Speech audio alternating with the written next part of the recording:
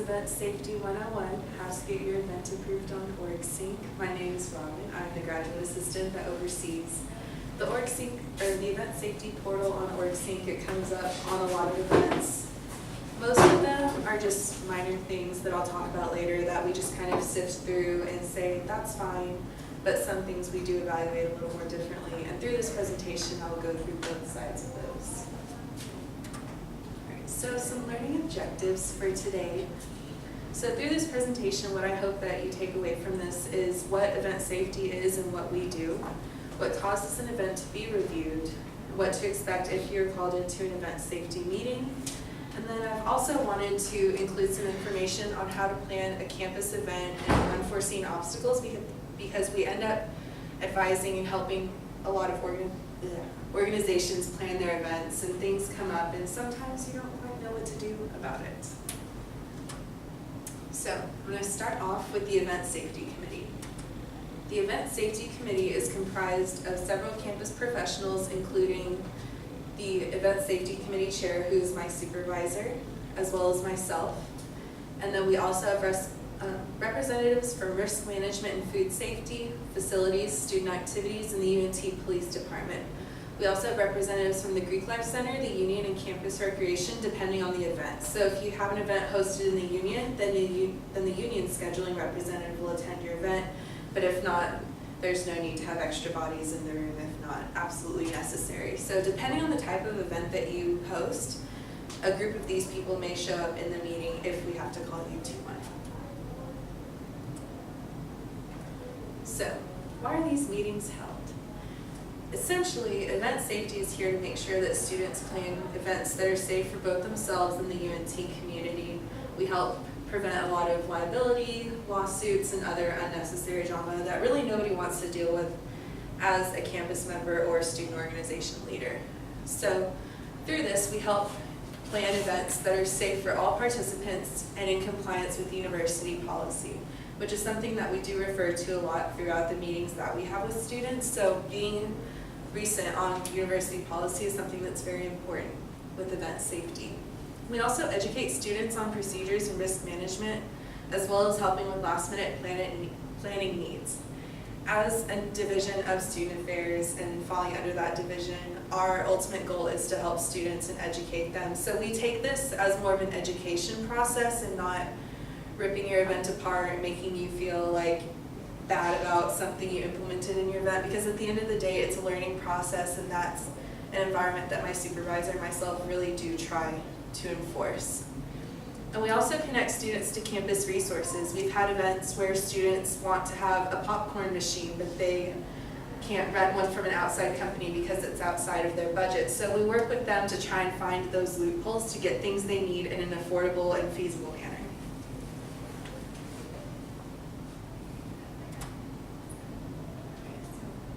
Why did I get called to an event safety meeting?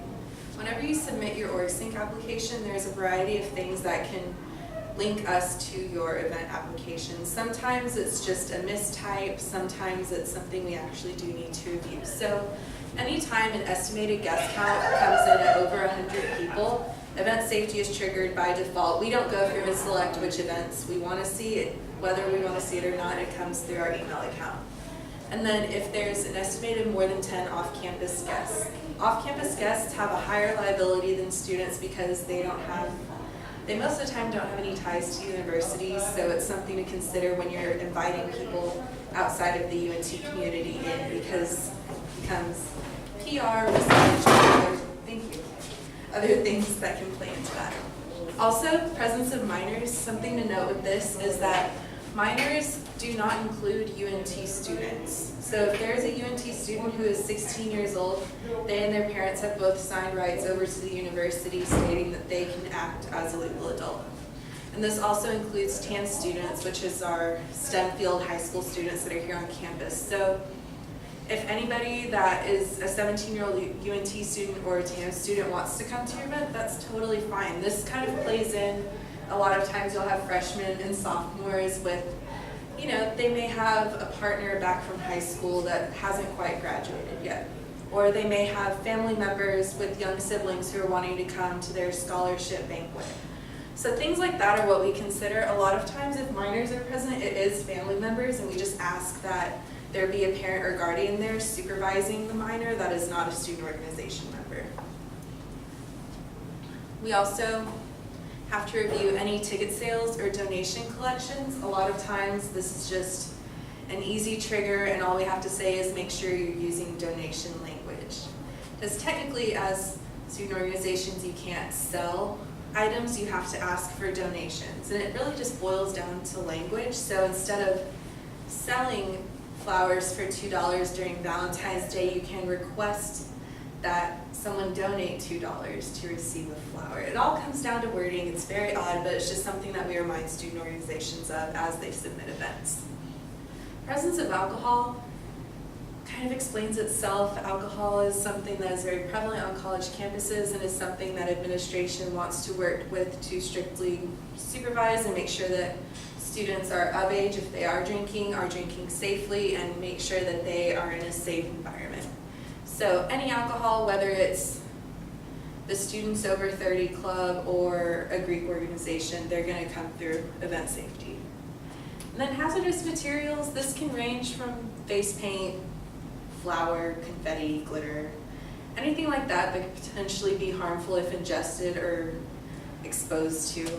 Physical activity, if your organization is having a softball tournament, a dance recital, things like that, those will trigger us by default just to make sure that participants are stretched properly, wearing proper athletic attire, that they're prepared for the event that they're going through. Because sometimes people don't think about it and they show up to softball in like flats. I've seen it happen and everywhere else it happens.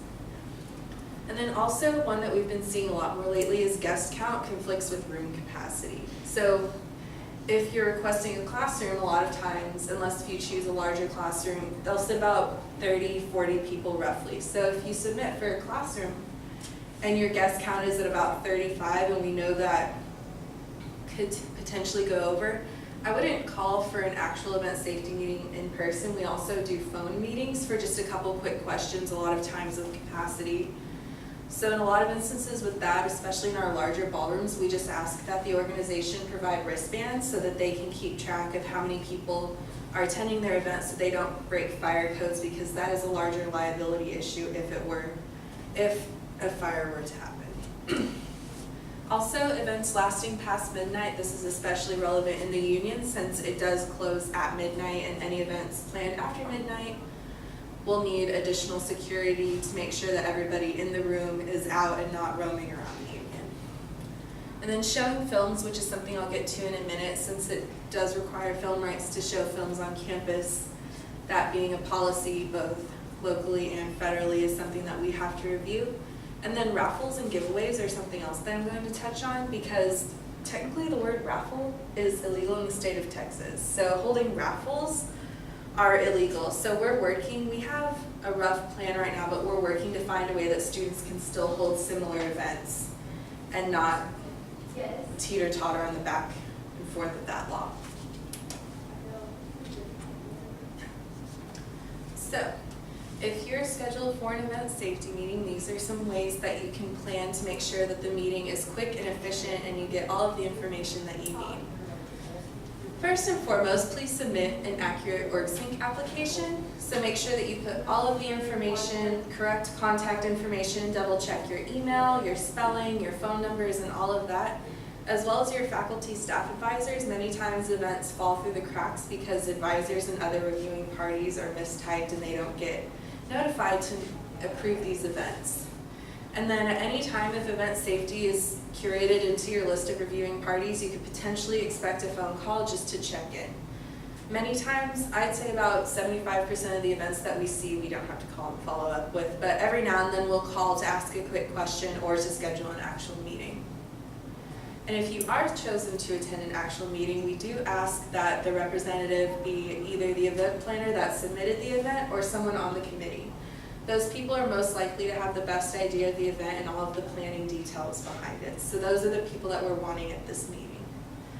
And if so, we do require a signature at the end of the meeting on the event planner to show that there is an event coordinator in attendance and that they understand all of the material that was discussed during the meeting. So it should be somebody from your organization that you're comfortable with signing, as well as if your event requires the presence of a UNT police officer, there's a form for that as well that must be signed before leaving the event safety meeting. Essentially, please don't send a warm body. Just because the person is sitting in the chair doesn't mean that they can best speak for your event and all the aspects of it. So whenever you're selecting someone to attend these events, make sure that they know what they're talking about. And then, if applicable, please bring any materials pertaining to your event. So if you are planning a fashion show and you have an idea of what the room needs to look like, you can bring those diagrams.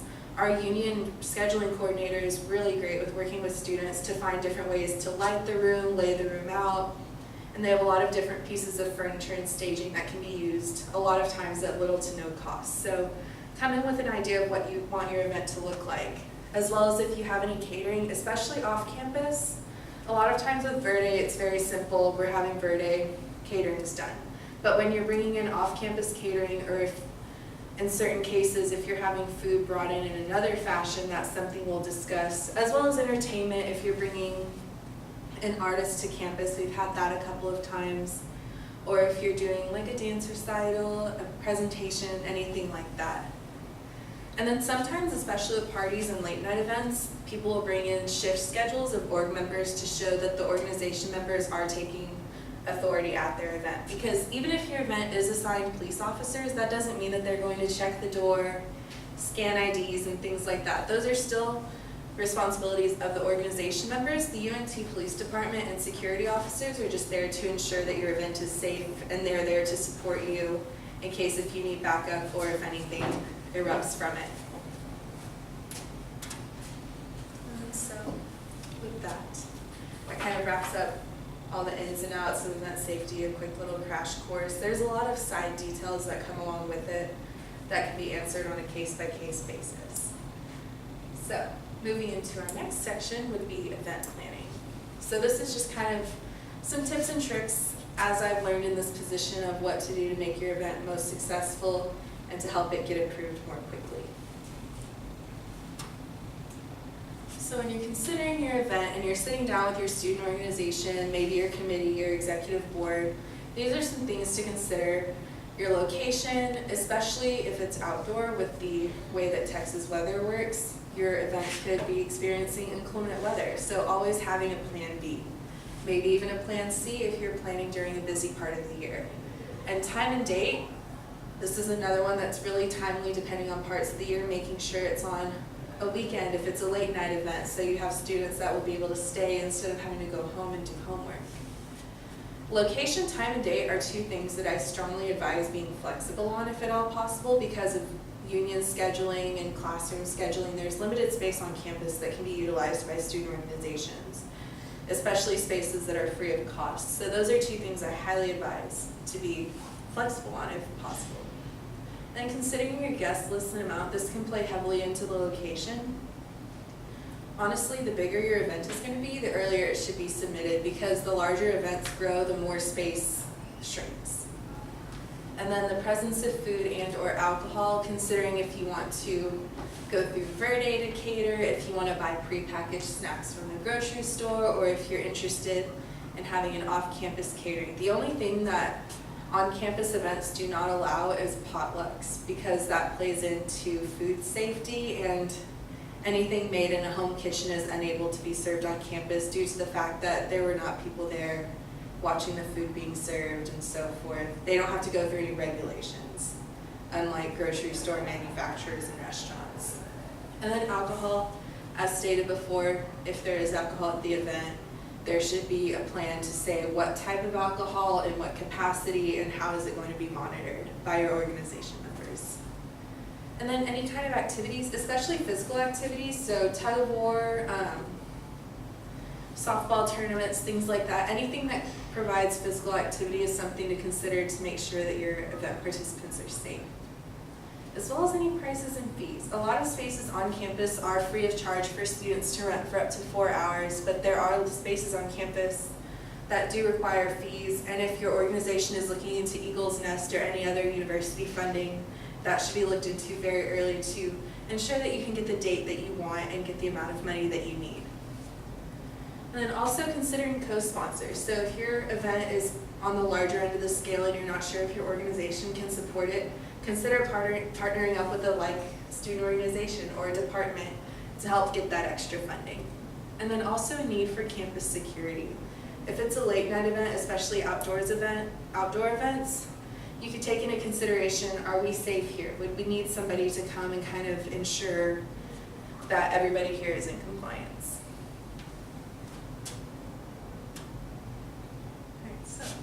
Just another couple things that, if they are applicable to your event, these are things that I've seen come up many times. Amplified sound in the library mall can only be played at two time periods during the day. From 11:30 a.m. to 1 p.m., amplified sound can be used in the library mall.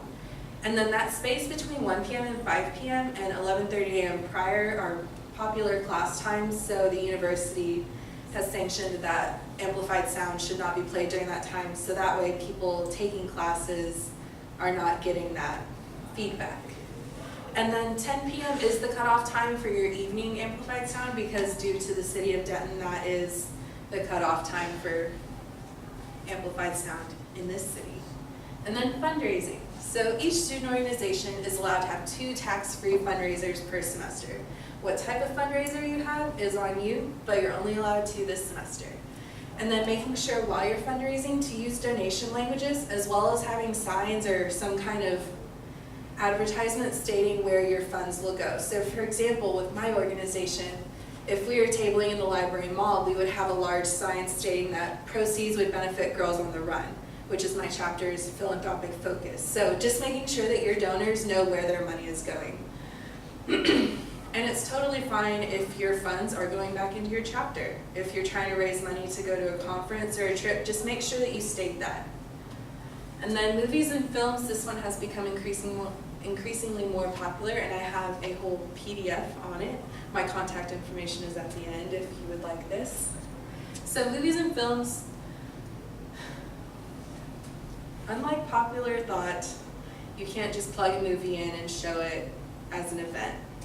Movies are under strict copyright and they require film licensing, which can either be extremely easy or extremely difficult to get depending on your company. The UNT Media Library has a long list of movies that do not require licensing to rent or show publicly, but they're not always the most popular, just came out movies. Those would have to go through the company. It can take anywhere from a couple weeks to a couple of months, and showing them without licensing is illegal and something to remember. We actually have seen several documentaries come through, and the documentary producers will actually send like freebies and promotional items with their approval to show the film. So if you're in an organization with specific interest, thinking about showing documentaries that fit those interests could potentially get you some free goodies as well to hand out to your participants.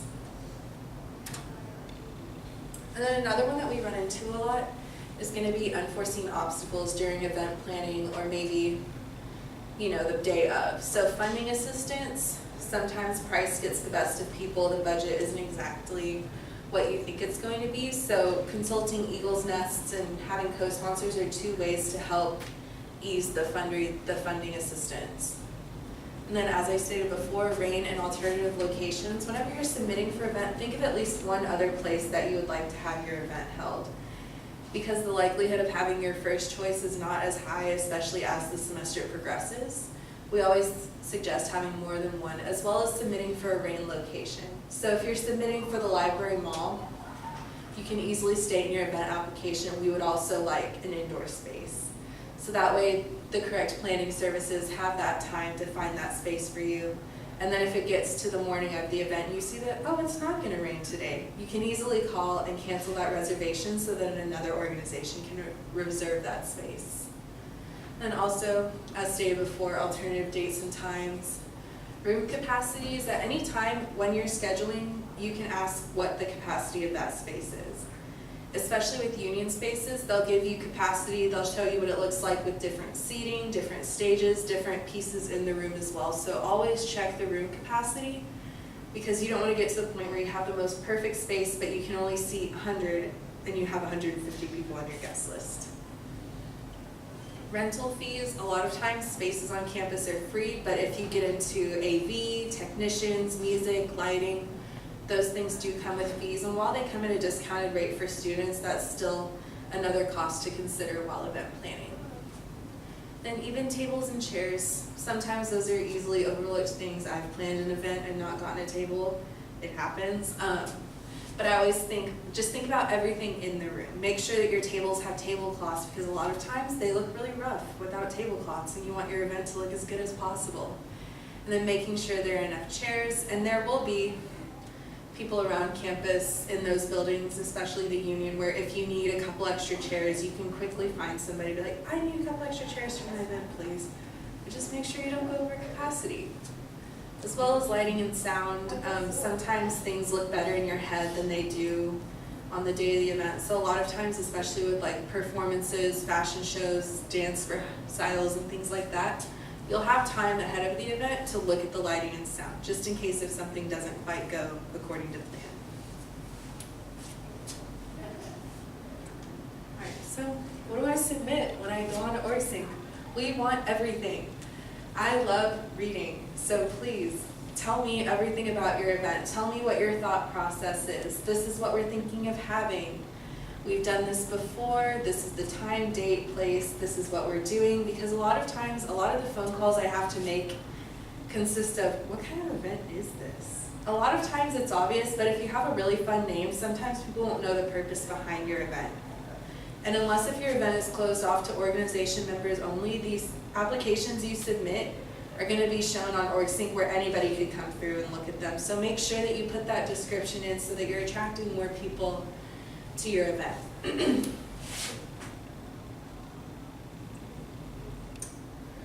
So once you've submitted your event, the burning question for event safety is, how do I get my event approved? First and foremost, please be a registered student organization. If you are unregistered and your portal is expired, we won't proceed with looking at your event until it is approved. So that is the golden step, part one. And then please submit 15 business days or more in advance. Business days are comprised of Monday through Friday, especially if you're planning a more large-scale event or an event with an exact date or time. 15 business days ensures that that everybody has time to evaluate your event, make sure you have space, make sure if you need officers or security that they're able to be scheduled accordingly, just to make sure that all the moving parts of your event and the coordinators that oversee those can best serve you and make sure that you have a successful event. And then please make sure that your application is fully submitted. Even if you change something on the first page, unfortunately on OrgSync you have to go all the way through to the end and finish it. And a lot of times we miss approvals because people will go through and change things and not fully submit the event before the day of. And then whenever everything is submitted, everything is approved, it's all complete and it's ready, make sure your president and your faculty or staff advisor approve it first. I know with us, alongside several other reviewing parties, we won't review the event until your president and your faculty and staff advisor have done so. Because those are the two that are most likely going to know the most about your event, and if they see something wrong and want to deny it and reevaluate it, then at that point we'll follow suit. And then if needed, schedule an event safety meeting with me. I'll give you a call, I'll most of the time give you several options. They come on a first come, first served basis, so please, I leave voicemails every time, so if you get a voicemail from me, please give me a call back.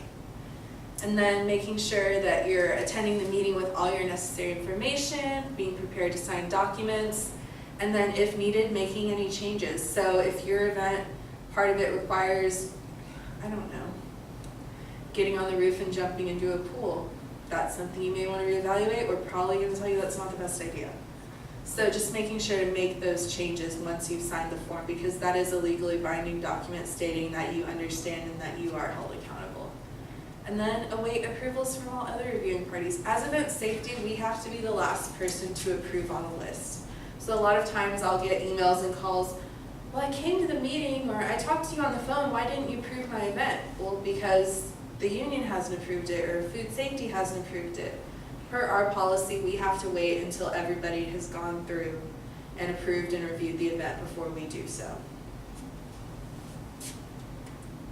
So, application, I have a quick activity.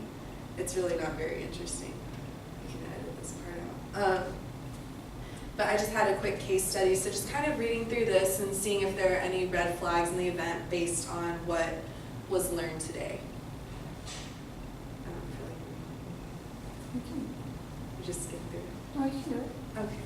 So essentially, Robin wants to host an event for her organization. She submits it on OrgSync, but it gets denied.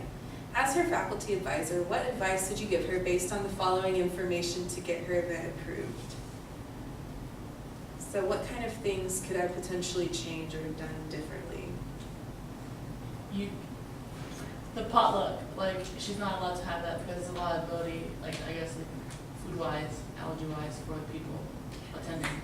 Yes. Is there anything else that could potentially be not quite in compliance?